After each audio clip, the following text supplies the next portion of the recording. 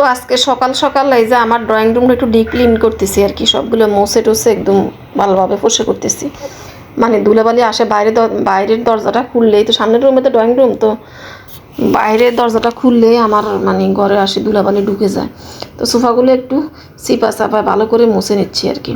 আসসালামু আলাইকুম, দেশ বিদেশ কাছে দূরে যে যেখান থেকে আমার ভিডিওটা দেখছেন সবাইকে জানাই আন্তরিক ভালোবাসা ও শুভেচ্ছা। বরাবর মতো আপনাদের মাঝে চলে আসলে নতুন একটা ভিডিও নিয়ে। আশা করি আপনাদের কাছে ভালো লাগবে। ভালো লাগলে অবশ্যই আমার ভিডিওটাতে একটা লাইক দিয়ে দিবেন, আর খুব বেশি ভালো লাগলে সাবস্ক্রাইব করে দিতে ভুলবেন না। আর যারা যারা সাবস্ক্রাইব করে আমার পাশে আছেন তাদেরকে আমার মন থেকে জানাই অসংখ্য ধন্যবাদ। তো এই যে এখন আমি আমার মানে ড্রয়িং রুমের শোফেসগুলো একটু মুছে নিচ্ছি, টিভি ক্যাবিনেটের, আর পুরো সোফাটা একটু ভালোভাবে ক্লিন করে নিচ্ছি। তো একটুখানি আপনাদের সাথে দেখাইলাম আর কি কাজের অংশ। তো এই কাজগুলো করতে আসলে অনেক টাইমে লাগছে, প্রায় 1 ঘন্টার মতো লাগছে আমার। তো হাজব্যান্ড সকালবেলা চলে গেলো ওরকে ব্রেকফাস্ট করিয়ে ও অফিসে চলে গেলো। মানে তো আমার মেয়ে যাবে আজকে একটু আসতে, ও ভাত খেয়ে যাবে দুপুরবেলা। ওর আজকে 12টার থেকে স্কুল, তো ওর আজকে প্রাইভেট নেই, প্রাইভেট থাকলে সকাল সকালে চলে যায়। তো এই জন্য কোনো ফেরাও না, আস্তে ধীরে করি।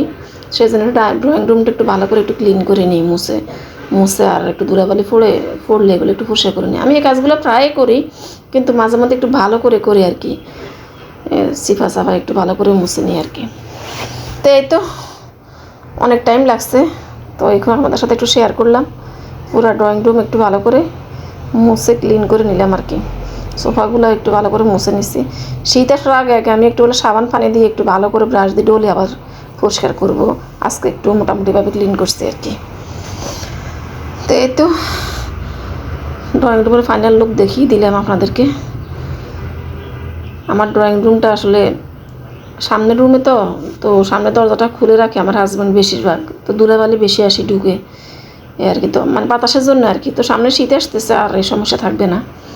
তো এই তো এখন চলে আসলাম আমি, মানে রাত্রেবেলা আমার হাজব্যান্ড কিছু নিয়ে আসছে, নুডলস আর লবণ নিয়ে আসছে। তো এগুলো যেভাবে আনছে এভাবে রয়ে গেছে, তো আমি আর ঢুকেই নি। আমি সকালবেলা এখন ঢুকাচ্ছি, জায়গা মতো সবগুলো রেখে দিচ্ছি আর কি। তো নুডলস আমার মেয়ে খুব বেশি পছন্দ করে, ওর জন্য নুডলস এনে রেখে দিলে ও সন্ধ্যার সময় 1 প্যাকেট করে খেয়ে নেয়, বাস হয়ে যায় ওর নাস্তা।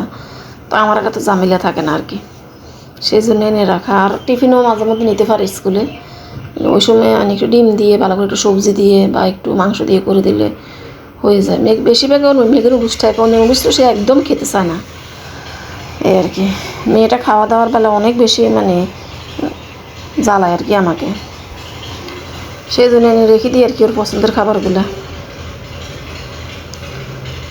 তো আজ 2 দিন থেকে একটু একটু রোদ উঠতেছে, কিন্তু এর আগে কদিন থেকে খালি বৃষ্টি বৃষ্টি বৃষ্টি।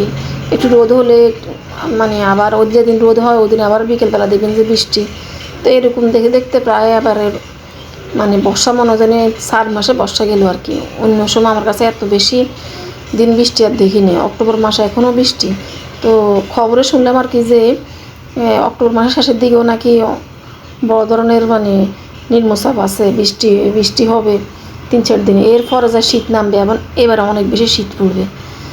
তো আমি বলতেছি যা, এবারে যেমন বর্ষা মানে স্লোলি গেছে, বৃষ্টি একবার শীতও পড়বে একদম ডাঁড়াইয়ে।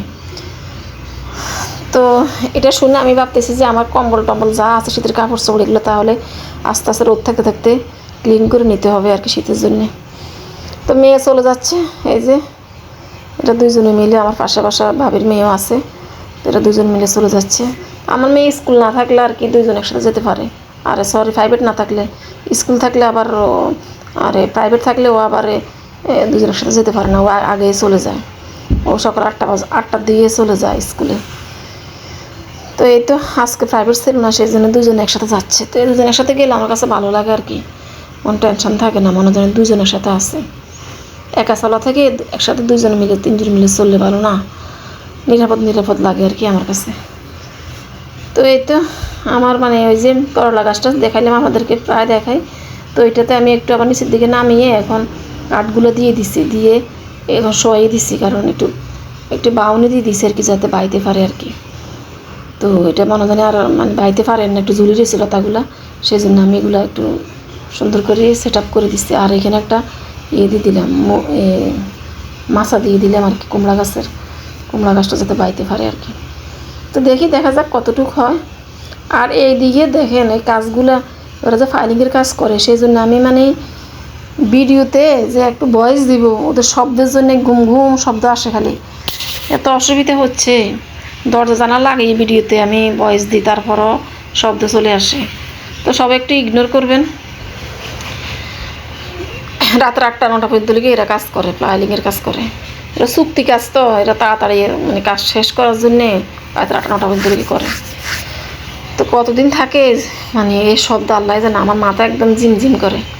তো এই তো আজকে রান্না করব মানে জলফি দিয়ে টক, শাক ভাজি আর পটল দিয়ে মাছ দিয়ে ভাজি করবো আর কি।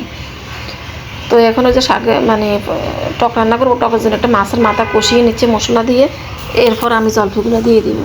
তো হাজব্যান্ড জলফির টক খাওয়ার জন্য একদম পাগল হয়ে আছে। তো বলতেছে জলফি আনছি তুমি টক করো, তারপরে আচার করো। তো আমি বলতেছি আচার করলে খাবে কে, আমার মেয়ে তো একদম খেতে চায় না, খাওয়ার মতো মানুষ নেই, কে খাবে? সেই জন্য আমার করতে উৎসাহ লাগে না আচার করতে। এবারে 1 বছর করলে আমার 2-3 বছর চলে যায়। তো এই তো মাছ কষিয়ে এখন আমি দিয়ে দিলাম জলফি। তো জলফির টক মানে ভালোই লাগে। তো আজকে এখন তো বয়স দিচ্ছে, আজকে আমি জলফির টক দিয়ে এত বেশি ভাত খেয়েছি। তো না বাঙালিরা একটু মানে টক বক্তা এগুলো হলে আমরা একটু ভালোভাবে খেতে পারি আর কি, মাছে ভাতে বাঙালি যাকে বলে আর কি।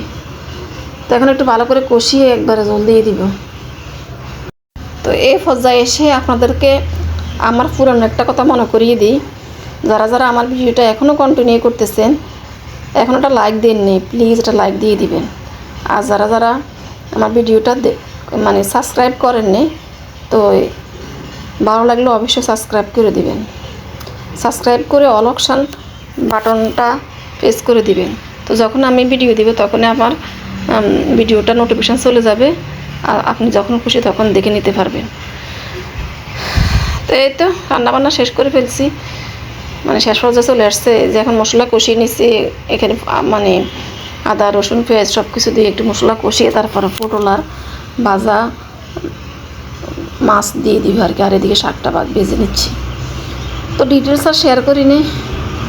তো রান্নাবান্না মানে কেটে বেছে রেডি করলে বেশি রান্না যদি 2-3টা হয়ে থাকে তারপরও সময় বেশি লাগে না আর কি। তো আজকে আমি শাকগুলো আগে রাত্রে কেটে রাখছি, এরপরে মাছ নামিয়ে নিলাম সকালবেলা। আজ একটুখানি জলফি কাটলাম আর শাকগুলো ধুয়ে নিলাম, এইভাবে আস্তে আস্তে রেডি করে ফেলছি আর কি। তো এই তো রান্নাবান্না শেষ, এখানে শাক ভাজি আর একদিকে ভাত বসিয়ে দিছি।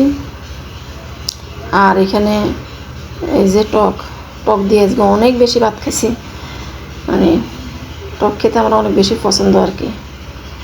তো এই তো মাছ ভাজি আর পটল ভাজি। তো ভিডিওটা আজকে আর বেশি লং করব না, এখানে ভিডিওটা শেষ করব। তো সবাই ভালো থাকেন, সুস্থ থাকেন, ইনশাল্লাহ পরবর্তী ভিডিওতে দেখা হবে। সেই পর্যন্ত আল্লাহ হাফেজ।